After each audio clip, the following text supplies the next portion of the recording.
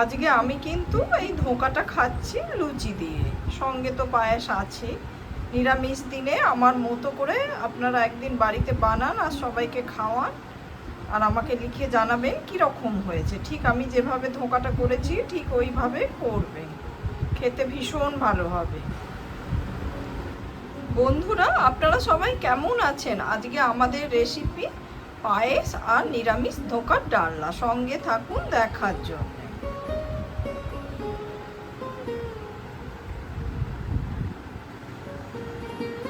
আমি গোবিন্দভোগ চাল নিয়ে নিয়েছি, সেটাকে পরিষ্কার করে এবার ধুয়ে নেব।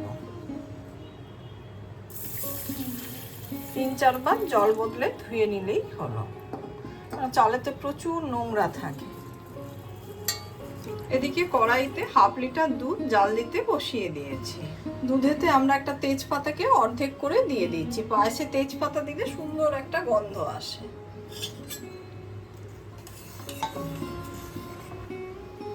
এদিকে দুধটা আমাদের খুব ভালোভাবে জাল হয়ে গেছে। এবার আমি ধুয়ে রাখা চালটা দিয়ে দিচ্ছি। আপনি ইচ্ছে করলে পায়েস কিন্তু আতপ চালেও করতে পারেন, তাতেও কিন্তু খুব সুন্দর হয়। গ্যাসের ফ্লেমটা মিডিয়ামে রেখে মাঝে মাঝে একটু নেড়ে দেবেন পায়েসটা। এদিকে গোবিন্দভোগ চালটা পুরোপুরি সেদ্ধ হয়ে গেছে। এবার আমি কিছু বাতাসা দিয়ে দিলাম পায়েসে।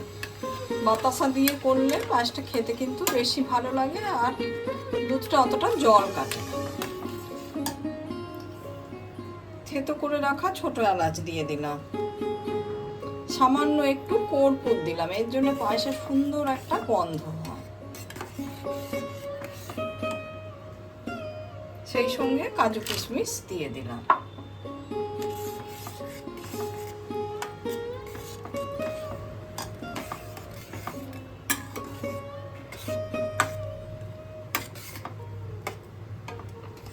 দেখুন, বাতাসা দিয়ে করেছি বলে সুন্দর একটা রঙও হয়েছে আর জল কেটে যায়নি।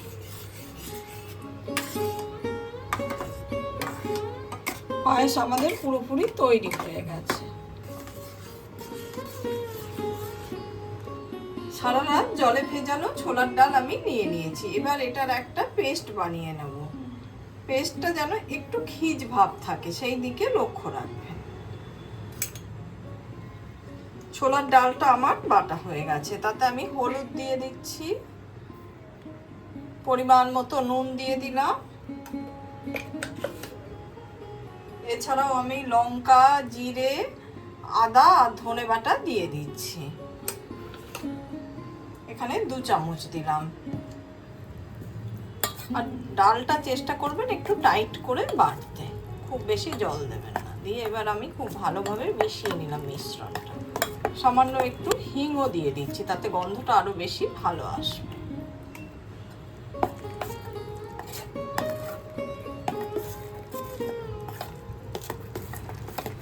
অল্প করে সর্ষের তেল দিয়ে দিচ্ছি।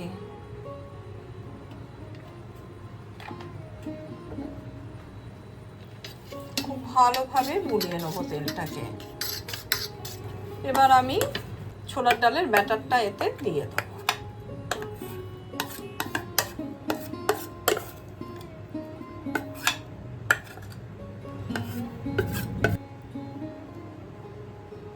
খুব ভালোভাবে স্প্রেড করে দিলাম। এদিকে একটা কড়াইতে গরম জল বসিয়ে দিয়েছি, তাতে একটা রিং পিস বসিয়ে দিলাম। এবার আমি এইটাকে এতে স্টিমেতে সেদ্ধ হতে দেব।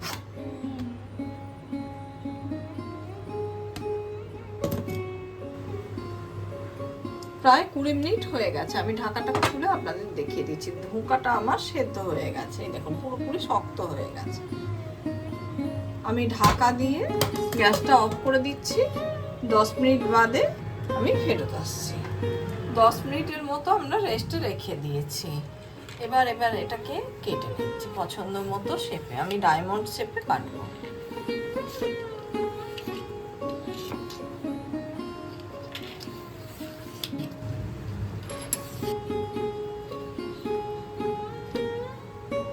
এইভাবে তুলে নেব।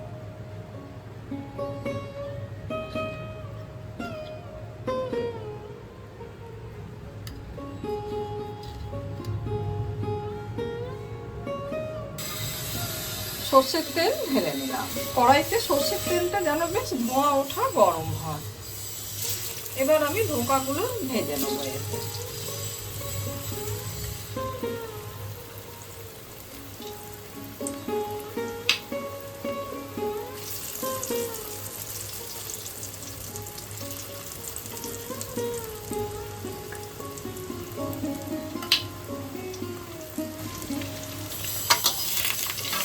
ধোকাগুলোকে কড়া করে একটু ভেজে নেবেন, তাহলে খেতে ভালো লাগে। উল্টে পাল্টে ভেজে নেবেন, হালকা হাতে উল্টাবেন, খুব ভালোভাবে ভাজা হয়ে যাবে। ধোকাগুলো কিন্তু আমার খুব ভালোভাবে লাল করে ভাজা হয়ে গেছে, আমি তুলে নিচ্ছি।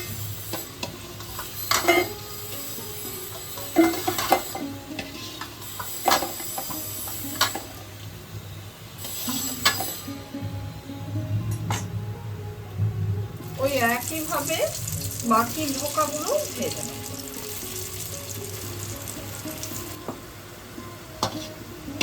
এই ধোকাগুলো আমার ভাজা হয়ে গেল, এগুলোকে তুলে নিচ্ছি।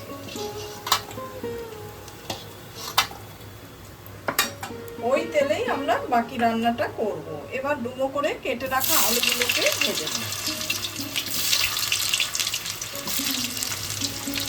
এদিকে আলুগুলো আমার লাল করে ভাজা হয়ে গেছে, আলুগুলোকে তুলে নিচ্ছি।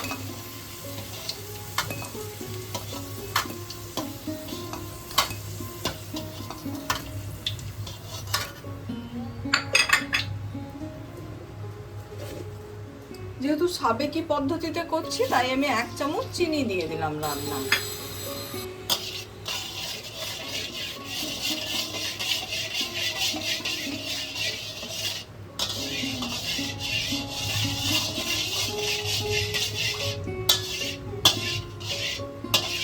চিনিটা আমাদের ক্যারামেলাইজ হয়ে গেছে।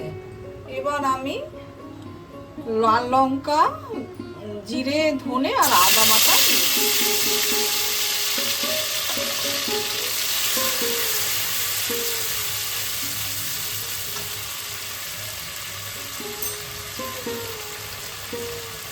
পরিমাণ মতো নুন দিয়ে দিলাম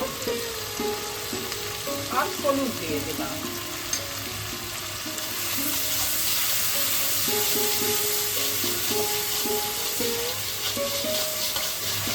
এদিকে মশলাটা আমার খুব ভালোভাবে কষানো হয়ে গেছে, আমি ভেজে রাখা আলুটা দিয়ে দিচ্ছি।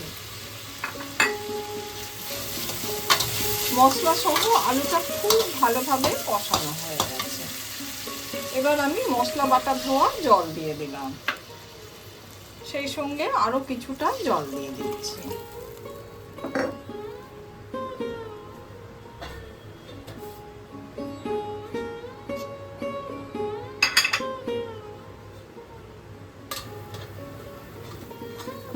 দশ মিনিট হয়ে গেছে, এবার আমি ঢাকাটা খুলে দিলাম।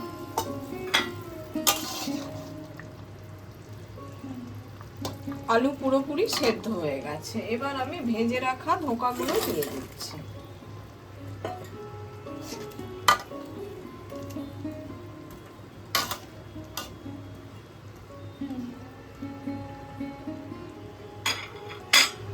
এক চামচ ঘি গরম করতে বসিয়ে দিলাম। এদিকে আমি ঘিয়েতে হিং ফোড়ন দিয়ে দিলাম, তেজপাতা, শুকনো লঙ্কা, জিরে সহ হোল গরম মশলা দিয়ে দিলাম।